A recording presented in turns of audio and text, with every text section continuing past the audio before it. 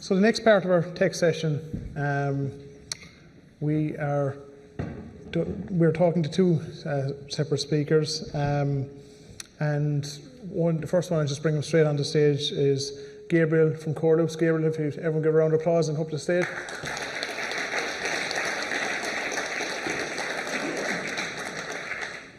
And our next speaker from Softco is Cillian McCarthy. So Cillian, come on up here to the stage.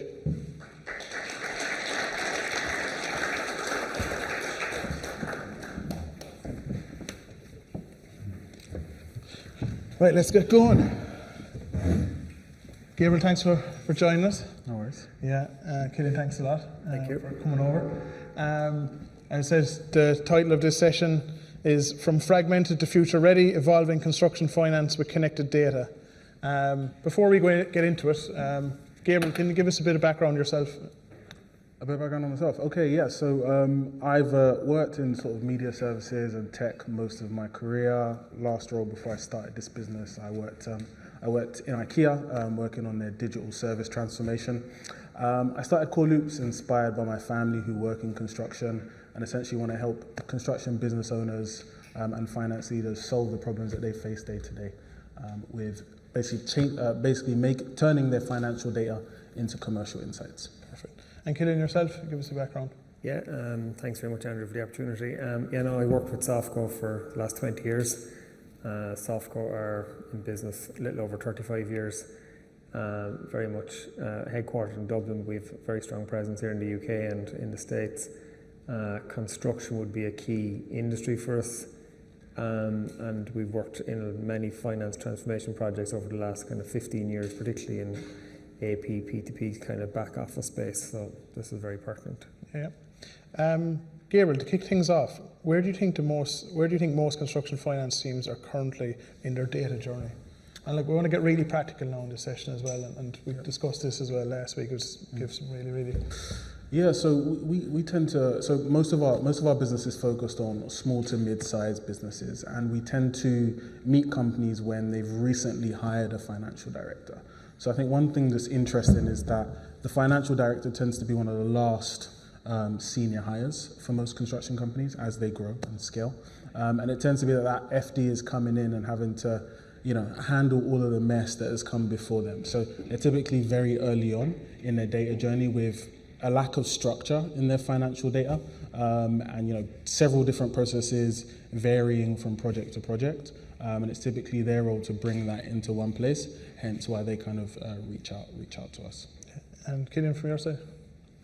Yeah, we work with probably a lot of the larger scale construction supply companies and a few of the construction firms. In the construction supply, raw materials companies like Kingspan, Grafton Group, Toolstation, all those type of companies, they've probably had a different journey over the last 10 years where they've been in a lot of acquisition. So where they've scaled through acquisition, they've probably have a more disjointed data set because they've purchased companies and inherited older applications. And at the moment, I think an awful lot of people are saying, okay, we've got 3 or 4 different silos of information, and now they're trying to consolidate to one application. Very, very large scale projects that can cost a lot of money and take a lot of time, but critical to actually giving you a good foundation of data. And for a lot of construction people, data and finance systems are kind of a necessary evil as opposed to the foundation of what we do. So yeah, look, it's kind of, I think lots of people are at different stages in the journey, and lots of people have different sets of problems at different stages. Yeah. And Gabriel, in practice, what does connected financial data actually look like on the ground? Can you paint a picture of what the day-to-day decision making, just like for operators, delivery teams? I think to put it quite simply, it's really moving from, okay, how much have we spent and where have we gone wrong, to where should we spend or where should we prioritize our energy and focus so that we don't go wrong, so that we don't get to the end of this project and realize that we've made less than anticipated or less than budget for reasons that were within our control. And Cillian, for me, I remember we spoke last night as well, just like that practicality of where you see it maybe give an example, anonymous contractor or construction company, is that kind of practical on the ground, working with their data? I think where people are probably, there's different elements to it, but I think where people see an opportunity to get better information is the level of, I'm going to call it wastage is probably the wrong word, but over delivery or under delivery, where you're over and under paying for stuff going to site, tracking what's being goods received correctly, that people are actually able to say, we ordered X, we are at this price, how much have we received of that, and that you actually have tangible information that's real on a day-to-day basis, as opposed to retrospectively looking back at it. And when you give people access to good information up front, you can start tracking very quickly, whereas often what happens is it's all retrospective, and unfortunately it's spilt milk at that stage where people are going, didn't realise it was that bad, and it's kind of you're playing catch up. Yeah. And Gabriel, you said you work to like mid-sized contractors and stuff. What's like, sometimes they're so busy, it's like they mightn't even know what the real value of data is. So like, what's the first conversation you have with these companies when you're talking about this? Or the first issue even? Well, the first issue is them acknowledging that they don't have the right data set to inform better decision making, and they can see from afar, at least have a feeling that they're making the same mistakes on projects, right? So cash flow has become an issue, and therefore they've had to introduce measures to ensure that they stay on top of cash flow. And as the team has scaled and grown and they're working on different types of projects, different QSs or commercial managers are coming in with their processes and systems. So for the business owner or senior leaders, if they want to get a picture of how they're doing across the business, they have to dig into 5-10 different spreadsheets to get an idea on how each project is doing. And as your business scales, that becomes harder to do. So that tends to be sort of the conversation we start to have. So is it like, you just say you work for a mid-sized company and maybe just say they have 10 projects or 5 contracts. Is it just amalgamating that and just like sitting down? Because as I said, some of it is just people don't have the time, they don't have the person internally to work with a software provider, etc. Yeah, so where possible, we try and make that process easy for them. But one is the first thing is obviously understanding their business and what are the nature of those projects, and then seeing the opportunities to systemize or at least consolidate their data approach. So, across all of their projects, what are the similarities in terms of the types of suppliers, the types of cost categories that you'll potentially be working with, and how can we start to maintain that pattern across all of your projects to some level of detail, so that we can start to prepare, one, for automation, and two, probably most importantly, at least initially, for them to be able to get insights from project to project as to where they're going wrong. And Killy, what are the processes for actually centralizing the data? Maybe just take an example of your Toolstation or Kingspan or something like that. Yeah, look, as I said, a lot of companies have gone through acquisition in that kind of space, and when you acquire companies, obviously they can have local finance functions, they can have local back office functions, and they bring their own possibly systems with them.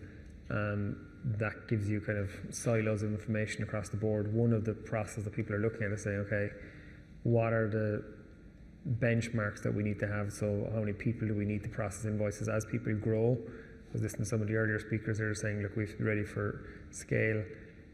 When you scale, you say, okay, we can scale the front and get loads more contracts, but what back office scalability do we need to support that? So that's actually just through natural, but when you look at centralizing in finance, if you're doing a manual, just take accounts payable on its own, typically a person in accounts payable would process somewhere in the region of 5,000 to 6,000 invoices. If you're looking at scaling your business, you say, okay, how many more invoices is that going to take? Paying suppliers in the construction industry is becoming more and more important. There's obviously the prompt payment performance practice reporting here as well. So there's more kind of guard rails on that whole process that you're trying to adapt. But ultimately, you're kind of going, okay, if we consolidate, can we become more efficient? We don't need to have multiple systems. So we've a few different customers that have said, look, we've 4 or 5 different back office finance functions, 4 or 5 different methods, and all with multiple locations.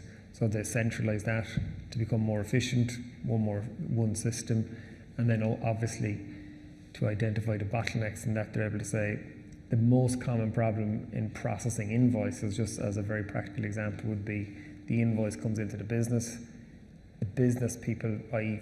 the accounts payable function, are trying to process that, one of the prerequisites often is that there's a goods receipt completed.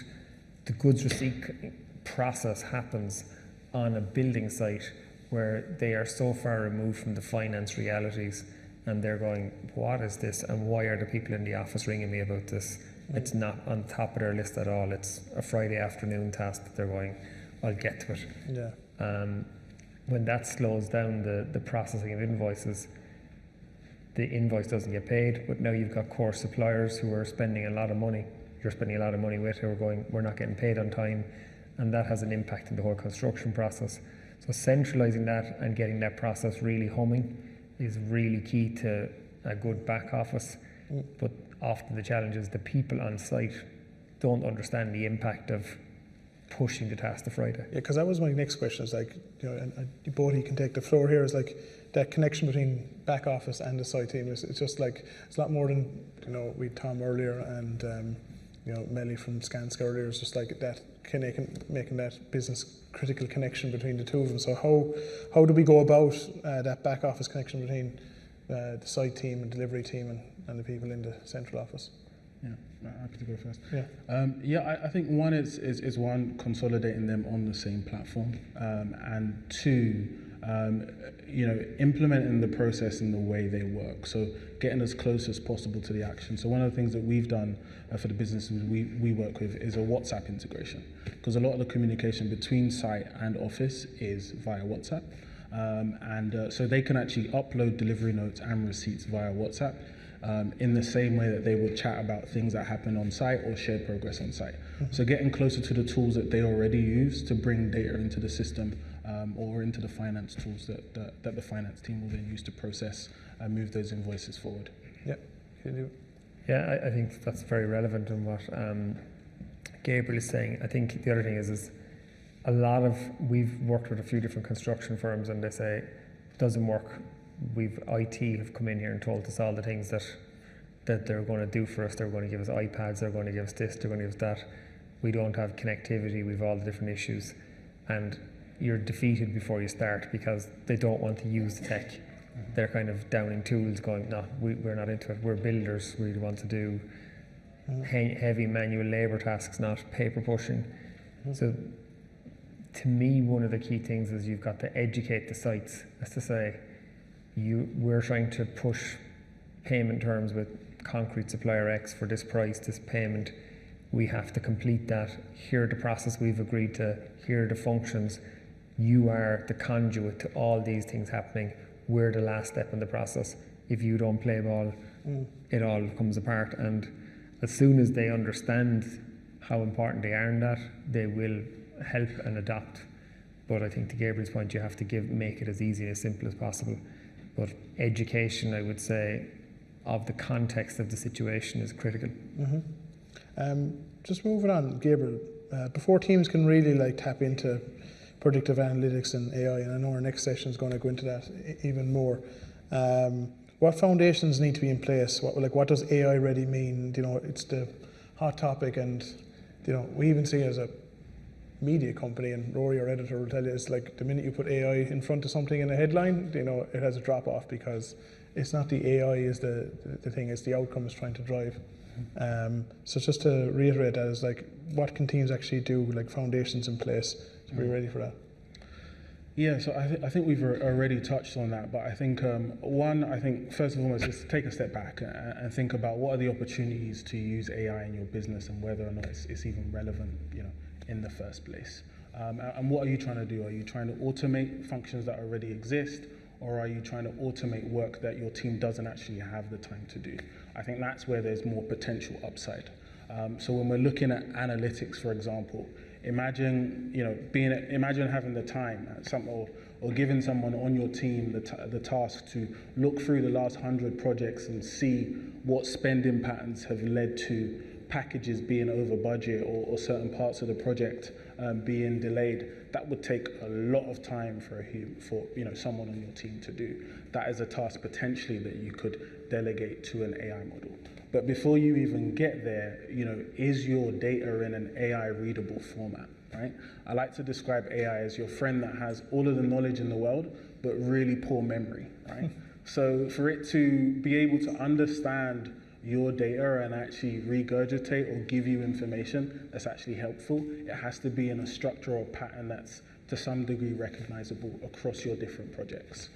So whatever the data is that you're currently collating on your projects, is it tagged, is it stored in the same way from project to project, so that you could one day feed that into an AI model and ask it a question and it'd be able to look at the same data set across all of your projects and actually give you insights that are actually valuable and can move your project forward. Yeah, no, nicely put. Do you have anything to add there?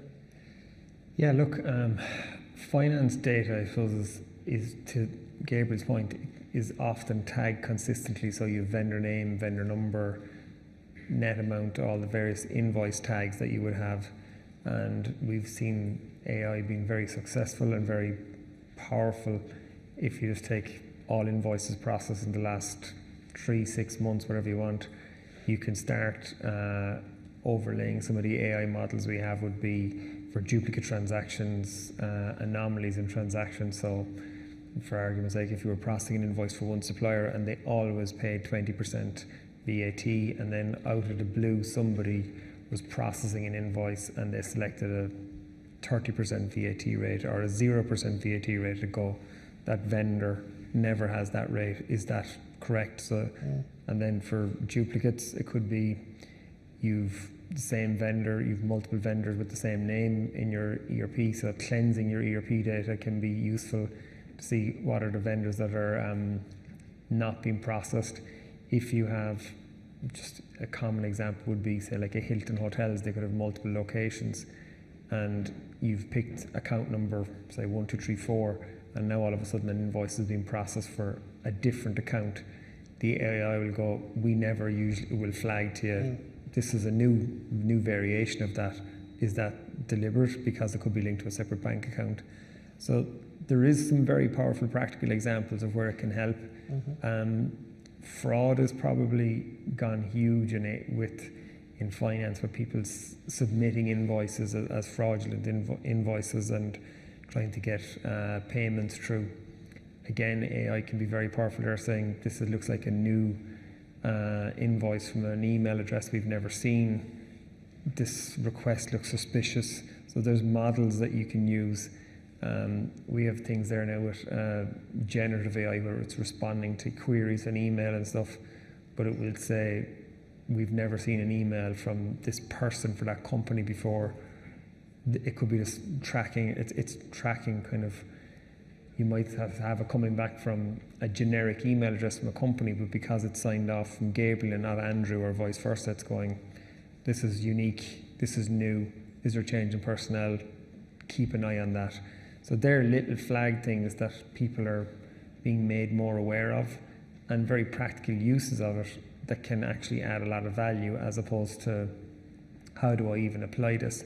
So I'm sure everybody has used ChatGPT, and you can ask it all these kind of random questions and it gives you all these response answers, but in a finance world it's usually quite a strict environment for processing invoices, but what you're using AI for is actually to flag potential exceptions and give you insights immediately before you commit to making a payment or doing something spurious, and it's exceptionally powerful. Gabriel, you mentioned before the idea of starting small. What have you found works when it comes to building trust in analytics and automation, especially in a sector that's quite skeptical? Yeah, I think I think generally, I think trust for technology, and especially AI in construction, is quite low. So I think it's really important for companies to start small and start by trying to solve one problem first in your business, rather than trying to. I think there's a vision, or when you start to speak about AI with businesses, they kind of assume it's going to automate an entire role, an entire function. And when they look at that, they then look at all of the risks associated with that. So by starting small with one small subset or one part of a project or one part of your business that you're consistently struggling with, and trying to look at opportunities to solve that with AI, either with something that's already in the market, specialized for that task, or something potentially that you can build yourself. And I think that's generally the direction that technology is going. We're giving more ownership to the actual users, to the actual companies who are using this technology to build the solutions from a base platform to more suit their needs, rather than building it for them. So yeah, my advice would be to start with the smallest problem in your business first, before jumping and sort of trying to completely overhaul your entire operations with AI or technology, so to speak. So like, would you give an example of like maybe spend an hour a week of what stuff is kind of driving you nuts? That's a repetitive task that you can potentially... Yeah, so it may even be something. One of the things that we do is when we receive estimates from our customers. So if we're setting up a project for them and we're trying to make that format across those different projects consistent, we feed that into an AI model and say, hey, this is the input that we have, which is custom for each project. Return it back to me in one consistent format. So, for example, a problem that I know a lot of companies have is that your documentation or your schedule of works or payment applications are in different formats across each of your projects. A very simple task that an AI model can do, probably off the bat to be fair, is to actually align all of that into a consistent format. So that's a very small task that you can actually work on yourself, iterate and improve on, and start to then expand that out to other areas of your business. Yeah. No, it's a really good practical insight. No, thanks for that, Gabriel. Just to finish up, guys, the last question, and I'll leave it Bodhi to answer again. What ways can we further get further buy-in from the finance team? So the people who are using it, how do we actually create buy-in for this? Because fast-moving industry, low margins, there isn't a lot of time for buy-in, but it still has to be done. So I'll leave it to you guys, Killian or Gabriel, who wants to answer first. Yeah. I think education is really key, but if you look at your own kind of practical adoptions, we use simple kind of, you're saying about kind of fast moving industry, but finance often enough is a place where they're landed with a whole pile of, I call it, particularly the accounts payable team, that they're consistently cleaning up the mess of everybody else's actions or the actions they didn't take. And if you look at it simply, what else could they adopt? If you back office we work across many industries, but back office in retail, construction, manufacturing is often the poor relation. It doesn't get much attention, and it's seen as kind of a necessary evil. So you're trying to go, okay, how can we make the back office better functioning and buy-in? And when you educate people and go, okay, here's what the art of the possible is. So just going back into practical terms, an invoice, if you're processing them manually, and what I call manual is it comes into an email, you key it onto your ERP system, and if you have queries, you're emailing it back and forward. That can end up taking 15 to 20 touch points to process that invoice. Most people are operating to 30 to 45 days. The KPI that we would ask people is say, how many invoices are you paying according to terms? They will say 50% or whatever it'll be. They could be into 60 days. The reason they're outside those terms is because people around the business are not completing the task they've been asked to do. So if you look at something practical to get buy-in on, you're saying, okay, can we sharpen up our accounts payable process? It's condensed within the AP team. There is interaction with the other areas, but ultimately that is somewhere where you can get very good insights from AI, very good insights from technology, and can have a big impact in terms of return on investment to the finance function across lots of areas. And because it's a neglected area, that is an area where a lot of people can zone in on quite quickly. Gabriel, do you have anything to finish?